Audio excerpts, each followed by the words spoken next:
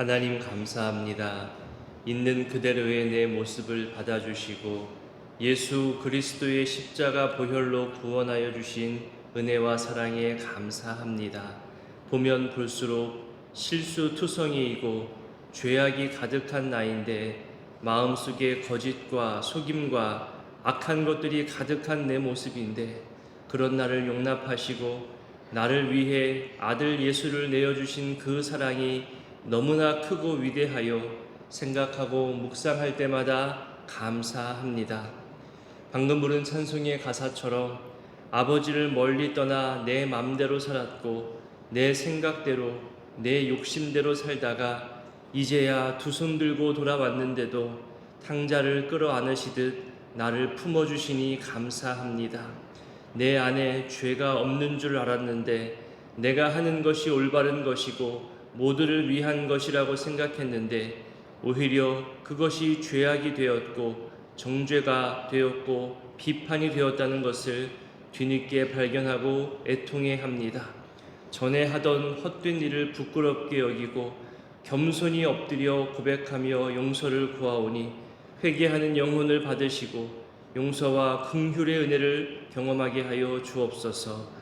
무더위가 계속되는 중에 7월 첫날을 맞이합니다.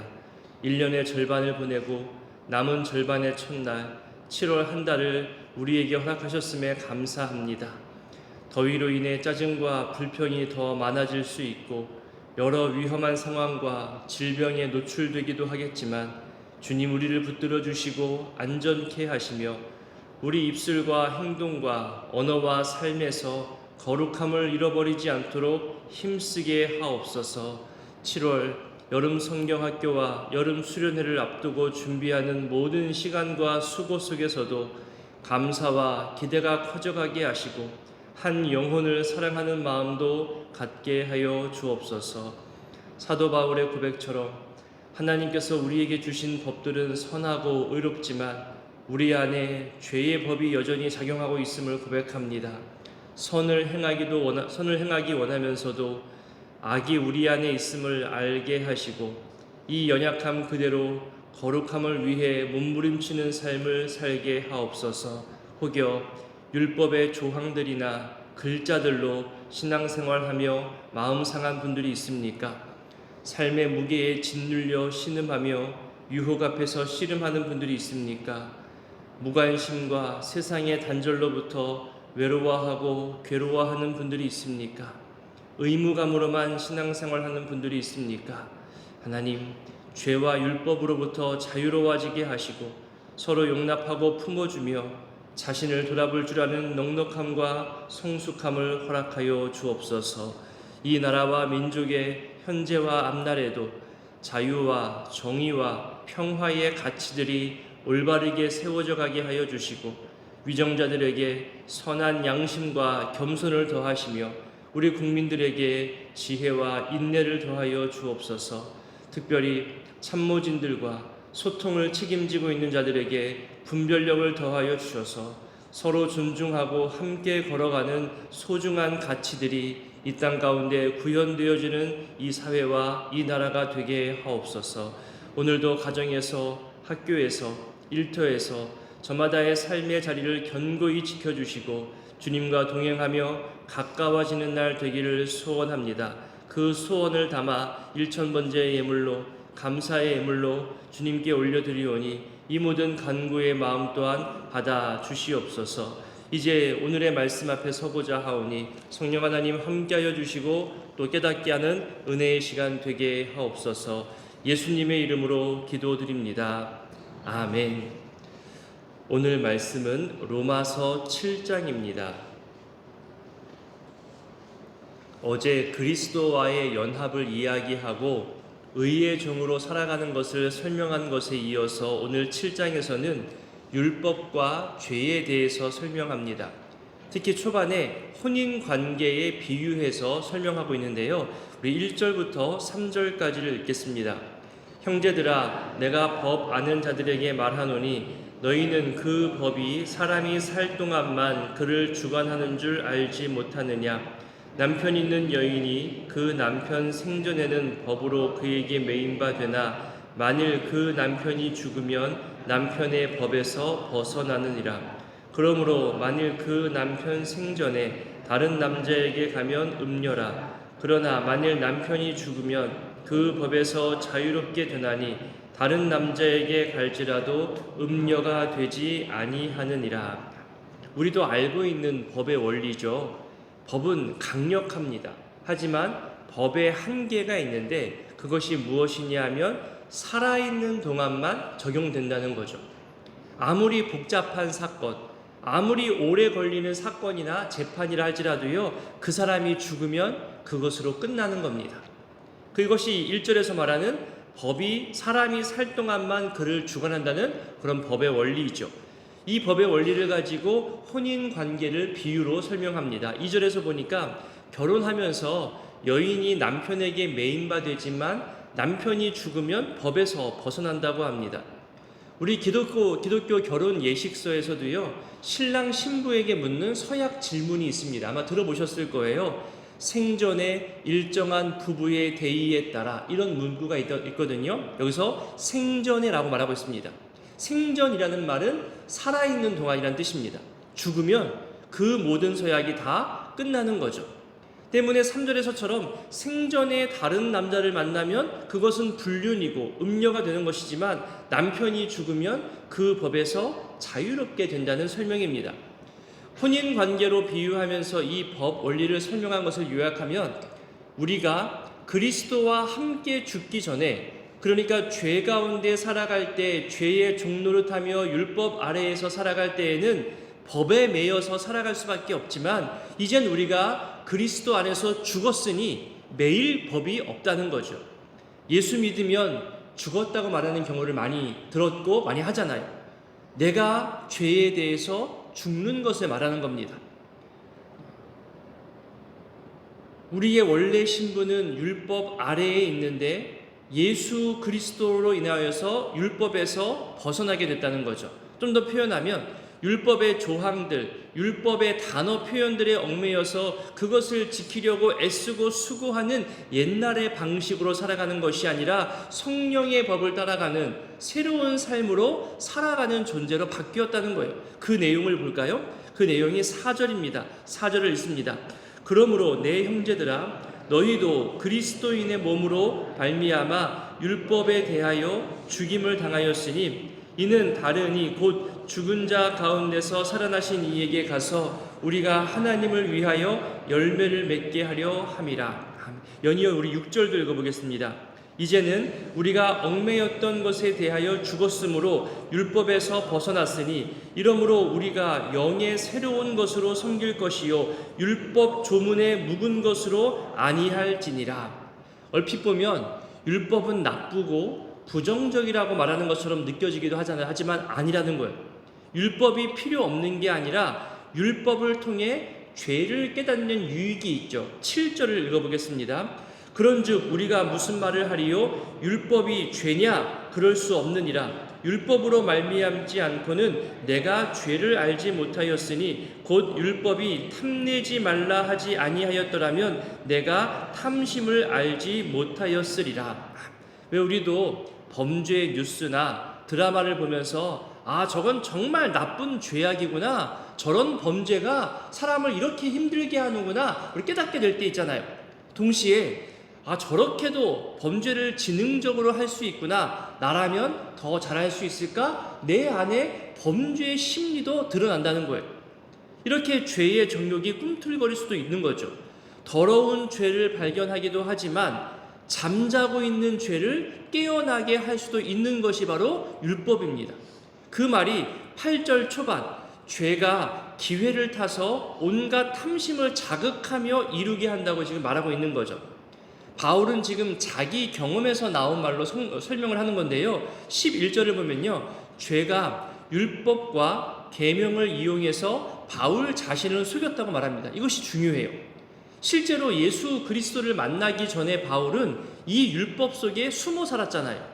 율법을 이용한 죄 때문에 하나님의 구원을 방해하는 데에 앞장섰습니다. 구원 역사를 방해하고 교회를 핍박하는 데 앞장섰잖아요. 죄는 이렇게 율법, 계명, 전통, 사람의 생각, 경험, 자기 주장, 자기의 이런 것을 교묘히 이용해서요, 그 사람을 속입니다. 속은 사람은 속은 줄도 몰라요. 자기 열심으로 계속 대적하는 거죠. 남이 말해도 모릅니다. 지적해줘도 몰라요. 이것이 본인에게 주어진 사명이고 책임이고 의무고 그렇게 거창하게 설명하면서 자기 명분을 가지려고 하지만 자기 신앙에 빠져 있는 것 뿐입니다. 바울까지도 속이는 죄악들이 우리는 못 속일까요? 나는 아니라고 장담할 수 있을까요? 죄는 속이는 속성이 정말 강합니다. 거짓말하게 하고 아니라 부정하게 합니다. 율법으로 자기 죄를 발견하고 드러나게 하고 돌이키게 하는 긍정적 역할도 크지만 그 율법을 통해 쉽게 정죄하게 하고 판단하게 하고 의심하게 하고 절망하게 하는 부정적 역할도 숨어서 우리를 공격하고 있음을 우린 늘 조심해야 하는 거죠. 율법이 나쁜 것이 아니라 율법을 이용하는 죄가 나쁘다는 거예요. 12절을 한번 읽어볼까요? 12절입니다. 이로보건대 율법은 거룩하고 계명도 거룩하고 의로우며 선하도다. 율법도 계명도 다 선하고 거룩하고 의로운 것인데 이것들을 취하고 악용해서 죄가 그 목적을 충족시키는 악한 도구로 만들 수 있다는 겁니다. 그래서 여러분, 믿음 좋다는 사람, 신앙생활 오래 했다는 사람, 직분자, 중직자, 심지어 목회자 모두 다 조심해야 합니다. 모두가 다 깨어 있어야 되는 거죠. 그 사람의 성장과 올바름을 이 죄는 역이용할 수 있는 거예요. 우리를 악한 도구로 만들 수 있을 만큼 죄는 강력합니다. 악함의 도구로 만들지 못하면 최소한 넘어지게 하거나 상처나게 할 정도로 서운한 마음 들게 할 정도로 죄는 살아서 여전히 우리에게 영향을 주고 있는 거죠. 이런 죄성에 대해서 우리는 늘 조심하고 주의하며 싸워야 하는데 이런 그리스도인들의 내적 싸움, 내적 갈등에 대해서 바울이 경험하면서 얘기하는 거죠. 우리 14절부터 17절까지를 읽어보겠습니다. 우리가 율법은 신령한 줄 알거니와 나는 육신에 속하여 죄 아래에 팔렸도다. 내가 행하는 것을 내가 알지 못하노니 곧 내가 원하는 것은 행하지 아니하고 도리어 미워하는 것을 행함이라. 만일 내가 원하지 아니하는 그것을 행하면 내가 이로써 율법이 선한 것을 시인하노니 이제는 그것을 행하는 자가 내가 아니요 내 속에 거하는 죄니라. 14절에 율법은 신령한 것이라 하죠. 맞습니다. 인간에 의해 만들어진 법조문이 아니라는 거예요. 하나님으로부터 온 것이고 하나님의 거룩한 속성이 이 율법 속에 담겨 있고 반영된 것임을 말하는 겁니다. 그런 율법을 인간의 힘으로 인간의 의지로만 지키려 하고 행하려 하는 죄의 종된 상태를 말하고 있는 겁니다. 바울의 자기 고백이죠. 이렇게 설명드릴 수 있을 것 같습니다. 신령한 율법, 거룩하고 의로운 계명을 통해 죄를 깨닫고 발견하게 되잖아요. 그런데 발견하고 깨달은 죄를 없애기 위해서 우리는 또 수고하고 노력합니다. 애쓰죠. 그런데 그렇게 수고할수록 죄가 더욱더 들어올 때가 있다는 거예요. 율법은 무엇 해라, 무엇 하지 말아라 명령하고 있잖아요. 근데 이 율법대로 행하면 행할수록 율법대로만 살 수 없다는 것을 깨달아요. 아, 내가 율법을 다 지킬 수 없는 죄인이구나, 부족하구나 알죠. 그래서 죄의식, 죄책감이 들어요. 내가 이 정도밖에 안 되나? 내가 어릴 때부터 율법을 알았는데, 내가 랍비한테 배웠는데 내가 이렇게 쉽게 무너지나? 자꾸만 실패하는 것 같고 넘어지는 것 같고 마음으로는 선하고 거룩한 삶을 원하지만 계속 안 되는 거죠. 오히려 원치 않는 죄만 더 많아지는 것을 보게 됩니다. 바울이 지금 이것을 말하고 있는 거예요. 마치 내 안에서 두 명의 존재가 매번 싸우고 있는 것처럼 선하게 살려고, 말씀대로 순종하려고, 사랑하려고, 화목하려고, 사람들을 품으려고 그렇게 하는 자신과 또 순간 화를 내고 실수하고 또 넘어지고 원망하고 불평하고 그런 또 다른 자신과 매번 싸우고 있으니 도대체 이런 나는 누구인가? 라고 지금 탄식하고 있는 거죠. 왜 그러냐? 중요한 이유가 나왔잖아요. 17절 보세요. 내 속에 거하는 죄 때문이라. 죄가 이만큼 강력합니다. 죄는 살아있는 겁니다. 이 강력한 죄, 살아있어서 오늘도 나를 괴롭히게 하는 이 죄 때문에 내가 무능력하게 느껴져서 지금 사도 바울은 탄식하고 있는 거예요. 이것을 요약한 내용을 우리 19절에서 보실 수 있습니다. 19절을 읽어보겠습니다. 내가 원하는 바 선은 행하지 아니하고 도리어 원하지 아니하는 바 악을 행하는도다. 그러면서 7장에서 유명한 표현을 하잖아요. 오호라 나는 곤고한 사람이다 라고 말하면서 설명합니다. 곤고해서 죽을 지경이라는 거예요. 곤고하다는 말은 어렵고 고생스럽다는 뜻이거든요. 우리 21절부터 우리 끝절 25절까지를 읽어보겠습니다. 그러므로 내가 한 법을 깨달았노니 곧 선을 행하기 원하는 나에게 악이 함께 있는 것이로다. 내가 내 속사람으로는 하나님의 법을 즐거워하되 내 지체 속에서 한 다른 법이 내 마음의 법과 싸워 내 지체 속에 있는 죄의 법으로 나를 사로잡는 것을 보는도다. 오호라 나는 곤고한 사람이로다. 이 사망의 몸에서 누가 나를 건져내랴. 우리 주 예수 그리스도로 말미암아 하나님께 감사하리로다. 그런즉 내 자신이 마음으로는 하나님의 법을 육신으로는 죄의 법을 섬기노라. 이렇게 곤고해서 힘들 정도로 내적 싸움과 갈등을 하고 있는 것, 이것이 그리스도인들의 몸부림입니다. 예수 믿는 믿음으로 올바르게 살려고 하는 거룩한 몸부림이며 갈망의 모습인 거죠. 비록 넘어지고 또 실수하더라도 다시 믿음에서 일어나 곤고함 중에서도 말씀 붙들려고 하는 사람, 그가 바로 그리스도인입니다. 살아있는 신앙이 있다는 거예요. 오히려 신앙이 죽어있고 거룩한 몸부림이 없으면 그냥 자기 편리한 대로 살겠죠. 내적 갈등이 있다는 것은 내 안에 믿음이 살아있고 믿음이 내 양심을 움직여간다는 뜻입니다. 믿음이 성장하고 있다는 증거죠. 24절을 다시 보세요. 누가 나를 건져내랴. 이 바울의 탄식은 아무도 나를 건질 수 없다고 고백하는 거예요. 여러분, 이것이 중요한 고백입니다. 이것을 인정하는 것이 중요하죠. 아무도 나를 건질 수 없다. 안 된다는 것을 알고 인정하는 것, 자기의 한계를 아는 것이 중요합니다. 그래야 그런 나를 통해서 예수 그리스도가 일하시는 거죠. 25절이 그걸 말하는 거예요. 오직 예수 그리스도만으로 된다는 것을 알려주고 있습니다. 안 믿는 사람들은요, 세상의 사람들은 우리 교회를 보고 교인들을 바라보면서 희한하게 여깁니다. 이상하게 바라볼 때가 있는데 바로 이 부분 때문이에요. 아니, 쟤네 교회 다니는 사람들은 맨날 자기들을 죄인이라고 말했다가 또 언제는 거룩한 성도라고 말했다가 또 언제는 자신을 실패했다고 말했다가 또 언제는 또 승리했다고 말했다가 또 슬프면서도 기쁘다 말하고 괴로운데 감사하다고 말하고 정신이 어떻게 된 거 아니야? 우리 교인들을 이상하게 바라볼 수 있는 시선이 생기죠. 사람의 시선으로는 그렇게 보일 수밖에 없겠죠. 하지만 우리는 알잖아요. 이거는 거룩한 몸부림인 거예요. 하나님은 우리를 흐뭇하게 바라보십니다.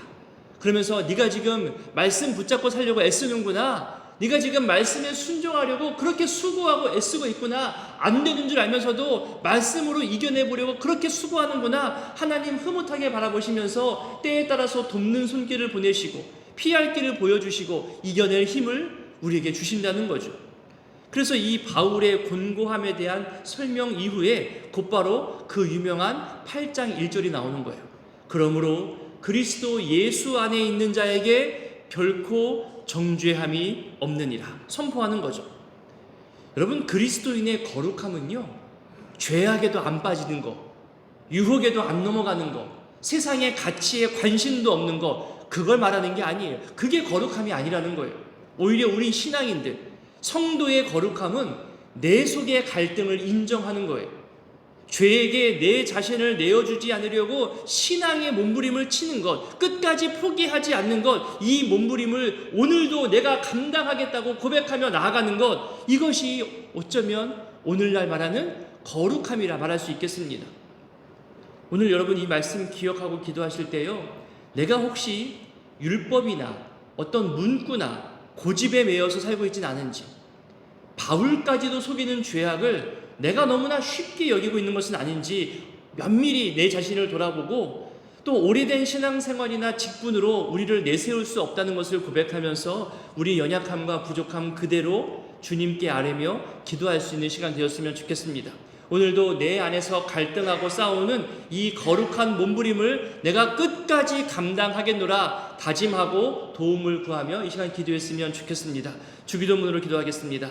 하늘에 계신 우리 아버지, 아버지 이름을 거룩하게 하시며 아버지의 나라가 오게 하시며 아버지의 뜻이 하늘에서와 같이 땅에서도 이루어지게 하소서. 오늘 우리에게 일용할 양식을 주시고 우리가 우리에게 잘못한 사람을 용서하여 준 것 같이 우리 죄를 용서하여 주시고 우리를 시험에 빠지지 않게 하시고 악에서 구하소서. 나라와 권능과 영광이 영원히 아버지의 것입니다. 아멘.